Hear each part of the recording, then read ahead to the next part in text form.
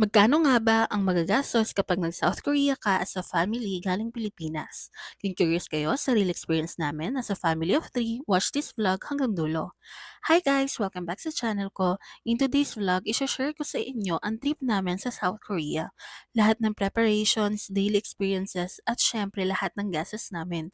Kung mahilig ka sa travel vlogs, family trips, at realistic tips, make sure to like, follow, at subscribe sa channel ko bago tayo magsimula. For those who are new here, nag-travel ako kasama ang mom ko and one kid, so yes, this is a family trip. Hindi solo, hindi barkada. Marami sa atin curious ano talaga dapat i-budget at i-expect kapag nag-Korea trip kasama ang family.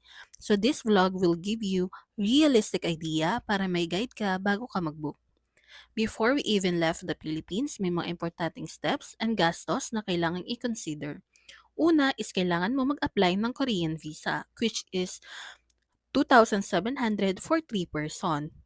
And kung paano ako na-approve sa Korean visa as sponsor sa aking family, gagawa ako ng separate video. So make sure to like, subscribe, and follow para notify ka sa video na yon.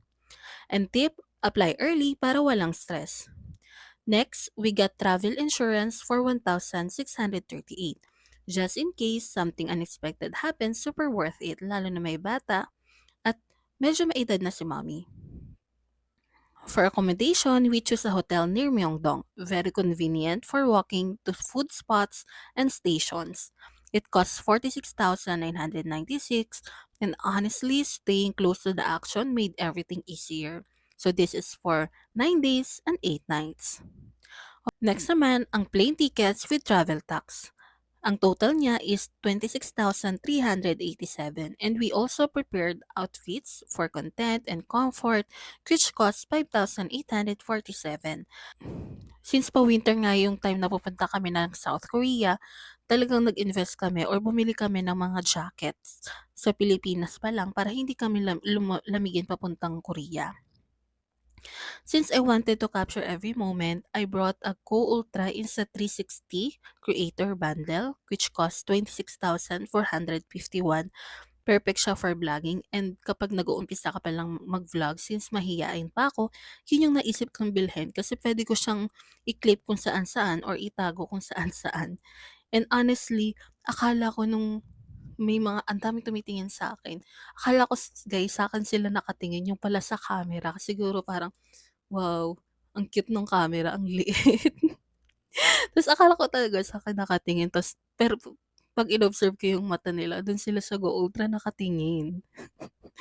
And for our attractions naman, we bought the 72-hour Discover Soul Pass which is 10,144. This is good for 3 person na.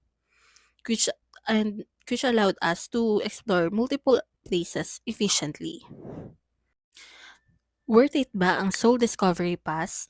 Mas nakatipid ba kami dito? Gagawan ko siya ng separate video kung magkano yung natipid namin using 72-hour Discover Soul Pass and tips guys para mas marami kayong mapuntahan at masulit nyo ang South Korea trip nyo. So make sure to like, subscribe, and follow para ma-notify ka sa mga future videos natin. On departure day, ang simpleng gastos lang namin is yung pamasahe namin papuntang NAIA from Quezon City. Gumamit kami ng InDrive app kasama na dito yung tip sa driver, total of 650 pesos. And paglagpas namin ng immigration, kumain kami sa loob, nagkape, nagtotal siya ng 2,115 pesos since 3 person kami. So kumain kami ng Tapa Food and nag-Fly Dragon Cafe kami. And tip lang guys, kung ayaw niyo mampamahal sa pagkain sa airport, kumain kayo bago umalis. Medyo pricey yung mga pagkain sa airport kasi iba na yung rate sa loob ng airport. And at this point, kung nag-enjoy kayo sa vlog na to, don't forget to like and subscribe para mas marami pa akong travel content na ma-share sa inyo. Pagdating namin sa Incheon International Airport, maraming paraan para makapuntang city. May mga travelers na nagtitake ng AREX or Airport Railroad Express which connects the airport straight to Seoul Station. Meron din namang airport limousine bus. Medyo mas convenient ito kung hindi kayo sa Seoul Station bababa. So pwede kayong bumaba ng Myeongdong, ng Hongdae, and ang pangatlo naman, pwede kayong mag-taxi or mag-Uber. So kung mag-Uber kayo, mag-download lang kayo ng Uber app.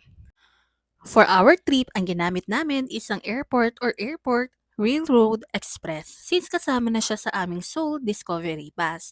And sa Seoul Discovery Pass, pwede kang pumili kung gusto mong mag-RX or mag-airport limousine. So sa amin, RX yung pinili namin since marami kaming mga luggage. And malapit lang din naman sa Seoul yung Myeongdong. So for this one, wala kaming ginastos since kasama na siya sa Discovery Soul Pass. Pero kung wala kayong Soul Discovery Pass ang RX, it will cost you around 400 to 600 pesos. Same thing sa airport limousine, nasa 400 to 600 din. Pero kung magta-taxi ka or mag-Uber ka, nasa 2,500 pesos yung magagastos mo. And para naman sa transportation, ang total na nagastos namin is 2,815 and 18 pesos. Ito yung amount na niload namin sa T-Money card. So may mga option na unlimited ride for the span of 7 days. Yung kay Mama and yung kay Sak ay nasa 1,500.42 each since merong mga days na naiwan nila yung T-Money card nila sa hotel so kailangan namin magbayad ng cash. Yung sa akin, hindi ko siya nakakalimutan kasi nilagay ko siya sa likod ng phone ko. Kaya medyo mas mura sa akin na nasa 804 and 34 cents lang. So ang total is yun nga 2,815 and 18 pesos. Yan ay 9 days na guys. So I think sulit na yung transportation fee na yan. So ito yung mga day-to-day na gastos naman natin. So November 26, 2025, pumunta tayo sa Daiso, sa Loteria, kumain tayo ng mga fish cake. So, mostly mga food yung gastos natin today. So, sa Daiso, 668 pesos. Ito yung mga binili nating gloves, earmuff, para sa leeg, 668 pesos siya. Bumili rin tayo sa 7-Eleven, nasa 548. And fish cake, nasa 1,560 pesos. And ibang mga snacks, foods, and all that, 424 pesos, 1,360.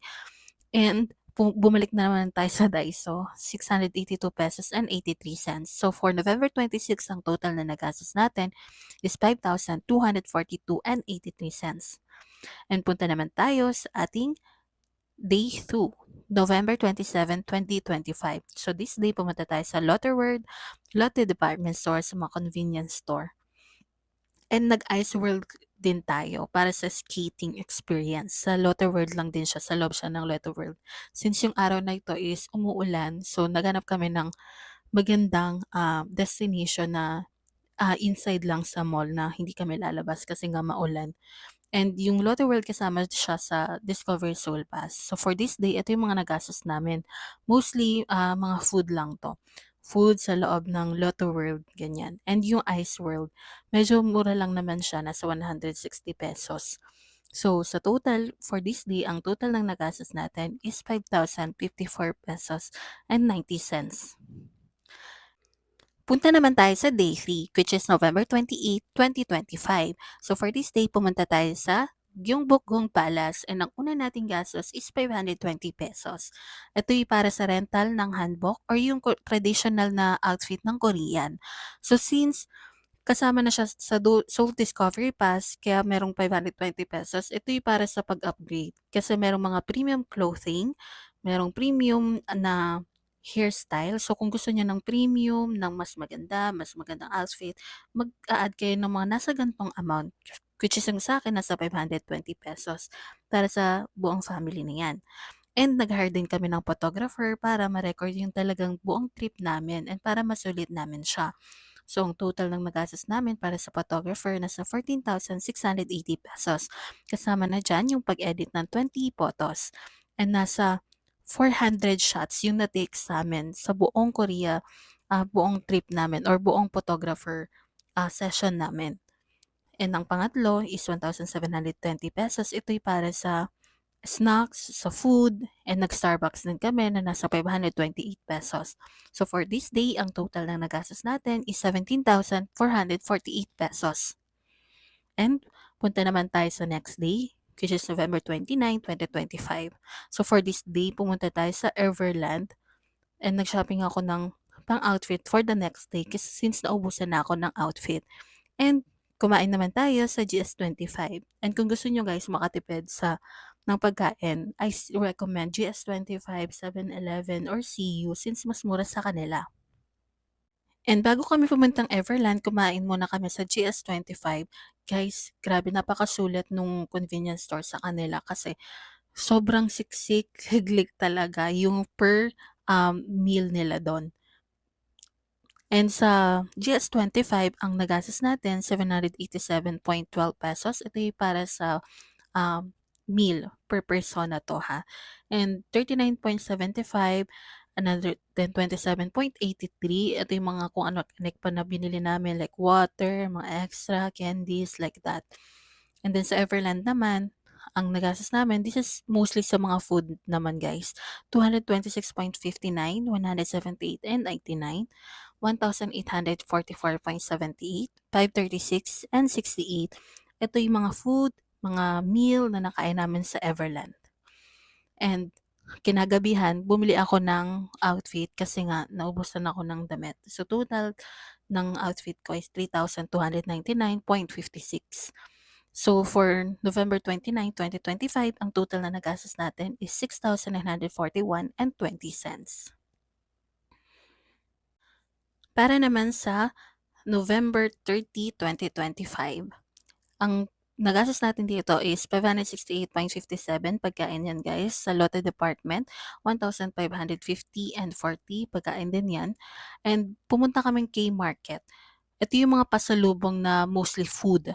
Yan, ang sasarap guys, promise. So, ang total niyan is 5,195 and 96 cents. And bumili kami sa CU, mga pagkain din to, for 96 and 92 cents, 174 and 92 cents. So, for total, nasa 7,986 and 77. Punta naman tayo sa December 1, 2025. Ang nagastos natin, bumili kami ng McDonald's, guys. So, ang una is Korea McDonald's, 699.66. And bumili kami ng souvenir. So, pumunta kami ng temple this day. Ang total ng souvenir na nabili namin, 3,599 and 71. Tapos, itong the rest guys, mostly puro pagkain, 79.51, 357.78, 556 and 55, 556 and 55 ulit, and it's 74.58. So for this day, ang total ng nagastos namin sa food and sa souvenir, 6,724 and 34 cents. And punta naman tayo sa December 2, 2025. This one food guys, food ulit to. So 337 and 91 cents. Sa dinner naman, 3,136 and 92 cents. And next naman is punta tayo sa shopping. Shopping, pasalubong na damit, 1,488.3 cents.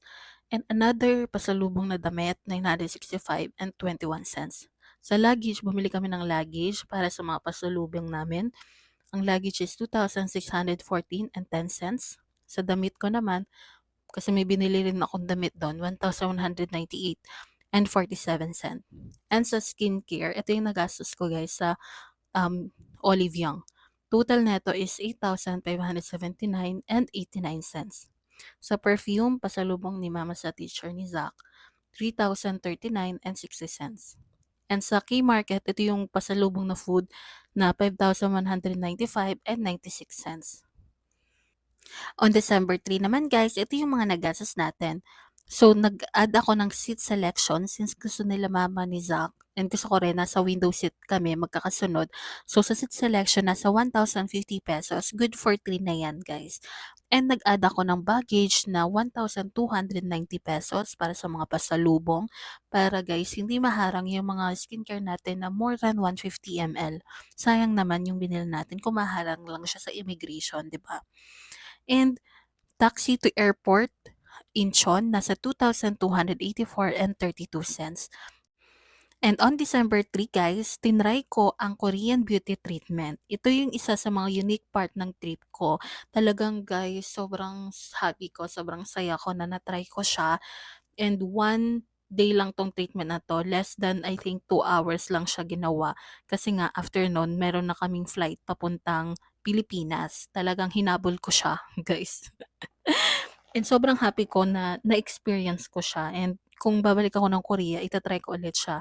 So sa beauty treatment, ang concern ko kasi yung mga fine lines since nasa early 20s na ako, nagkakaroon na ako ng konting wrinkles and medyo saggy na yung balat ko. Tapos ang problema ko is yung sa pores, nagpapawis yung face ko, mabilis siya magpawis and all that. Tas mga pekas, ay hindi pekas, yung parang mga acne marks, yung mga pores, ganyan. So all in all, ang total ng beauty treatment natin nasa 1,424,500 won. Tama ba? 1,424,500 won. So in pesos, para hindi na kayo mahirapan mag-convert, nasa 57,289 pesos. Yan yung sa beauty treatment naman. Pero optional lang naman to guys. Kung gusto niyo magpa-beauty treatment para magkaroon kayo ng idea, ito yung pwede niyong magastos. Para naman sa total,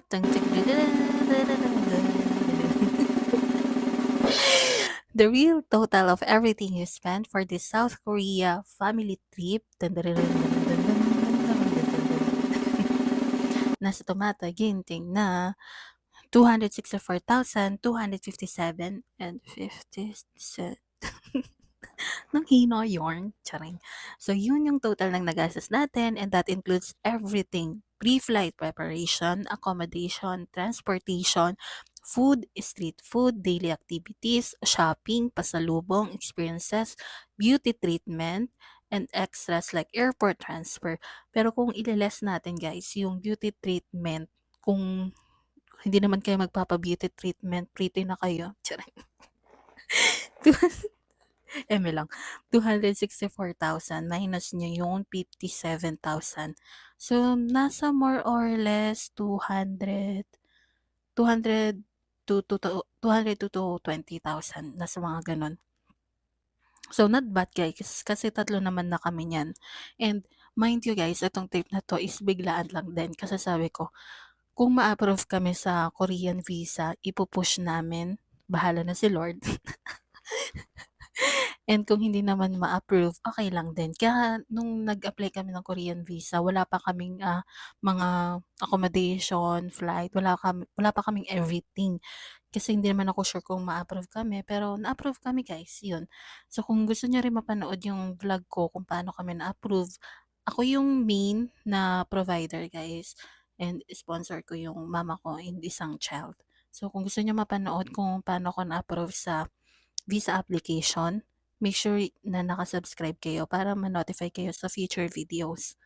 And kung meron kang tanong about sa South Korea, sa travel namin, sa everything, just comment down below. And guys, curious ako, as a family of 3, kung napanood mo tong vlog na 'to, magkano yung nagastos mo? Gusto ko lang ma-justify na tama lang yung ginastos ko, guys. Gusto ko lang ma-justify na tama yung sa'kin. Well, wala namang tama or mali and super happy kami guys kasi talagang dream destination namin yung South Korea and happy ako na napa-experience ko sa family ko yung mag-travel. And looking back, this trip wasn't just about the numbers, it was about time together as a family. And sobrang happy din ako guys kasi talagang during this time, as in sobrang dami kong side hustles, dami kong work. Talagang stop. Alam mo yun? Happy ako na may moment ako in my life na nakapag-stop ako mag-work and all that. Talagang, girl, everything stop. Oops, work ako. Don't message me. And if you're planning your own family trip and you feel overwhelmed sa budget, I hope this vlog gave you clarity, ideas, and practical tips. If this video helped you even a little, please like this video, follow me, and subscribe to my YouTube channel. Your support truly means so much. And thank you so much for watching and I'll see you in the next vlog. Yun lang. Bye guys!